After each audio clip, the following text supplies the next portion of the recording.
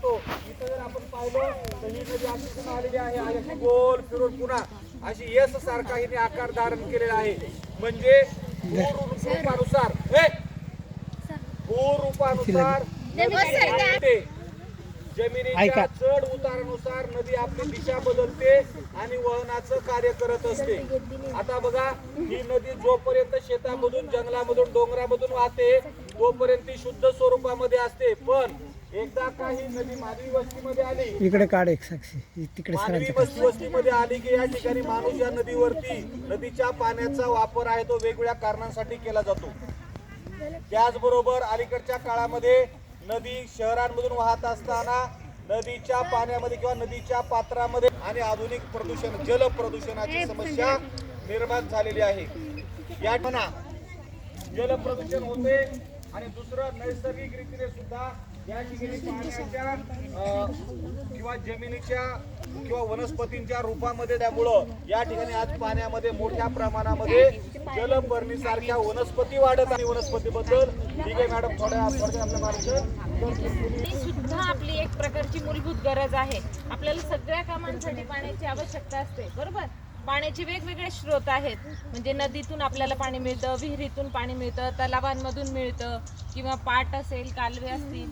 आणि ह्या पाण्याचा उपयोग आपल्याला रोजच्या आवश्यक आहे. आणि आपला देश तर कृषीप्रधान आहे, म्हणजे शेतीसाठी. मग हे जे पाणी हे आपल्याला शुद्ध स्वरूपात, स्वच्छ स्वरूपात मिळणं आवश्यक आहे. जर खराब पाणी आपण पिलं गेलं किंवा शेतीला सुद्धा जर खूप खराब पाणी, त्याचे दुष्परिणाम जे आहे मानवी आरोग्यावर पण होतात, वनस्पतींवर पण होतात, आजूबाजूच्या सजीवांवरती पण त्याचे परिणाम होत असतात. छान नदी आहे, आपल्याला पाहावंसं तरी वाटतं का? नाही वाटत ना, कारण एकदम असं खराब झाल्यासारखं वाटतंय. कोणी बॉटल फेकलेल्या आहेत प्लास्टिकच्या, कोणी कागद फेकलेत, कचरा फेकलेला आहे, त्याच्यामध्ये वनस्पतींची, गवताची वाढ झालेली आहे. मग हे स्वच्छ करण्याची जबाबदारी कोणाची? जर घाण आपण करतोय म्हटल्यानंतर स्वच्छ सुद्धा माणसांना गरजेचं आहे. ते पाणी जर घाललं तर त्याचा उपयोग आपल्याला होणार आहे. आता त्याच्या सगळ्यात जास्त म्हणजे दोन्ही प्रकारचं प्रदूषण झालंय. सगळ्या सरांनी सांगितल्याप्रमाणे की आपण टाकलेल्या खराब वस्तू ज्या आहेत किंवा खराब कचरा जो आहे त्याच्याने पण प्रदूषण झालंय. आणि नैसर्गिकरित्या सुद्धा त्याच्यामध्ये हे बघा, ही जलपर्णी वनस्पती आहे, ही वनस्पती प्रमाणापेक्षा जास्त वाढली तिथे. ही वनस्पती वाढल्यामुळे काय झालं, तिच्या मुळ्या ज्या आहेत त्या खाली खोलवर पसरल्या गेल्या आणि पाण्याचा प्रवाह अडला.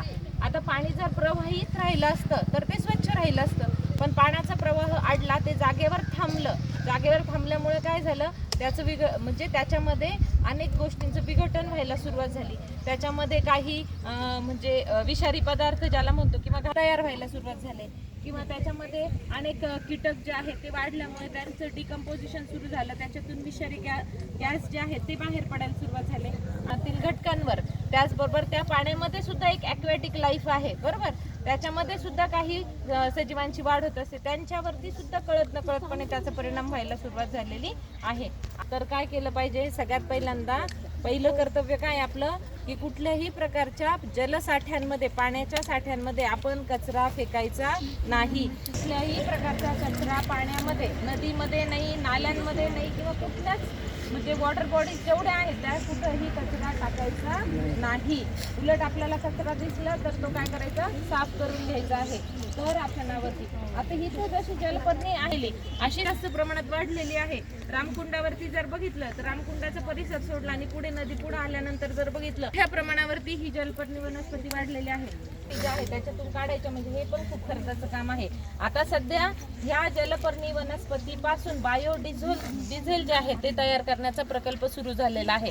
म्हणजे थोडक्यात काय, प्रदूषण पण कमी केलं जातं आणि प्लस ही जी वनस्पती आहे ह्या वनस्पतीचं व्यवस्थापन पण बायोडिझेलच्या माध्यमातून करता येऊ शकतं. म्हणजे पासून बायोडिझेल तयार करण्याचा प्रकल्पाचं काम आता चालू आहे. तो जर प्रकल्प यशस्वी झाला तर आपली नदी सुद्धा प्रदूषण मुक्त होईल आणि शिवाय आपली इंधनाचा जो तुटवडा आहे त्याच्यावर सुद्धा आपल्याला मात करता येऊ शकते. त्याच्यामुळे आता इथून पुढे सगळ्यांनी लक्षात ठेवायचं, मी जलप्रदूषण करणार नाही आणि झालं तरी होऊ देणार नाही. आणखी एक माझी थोडी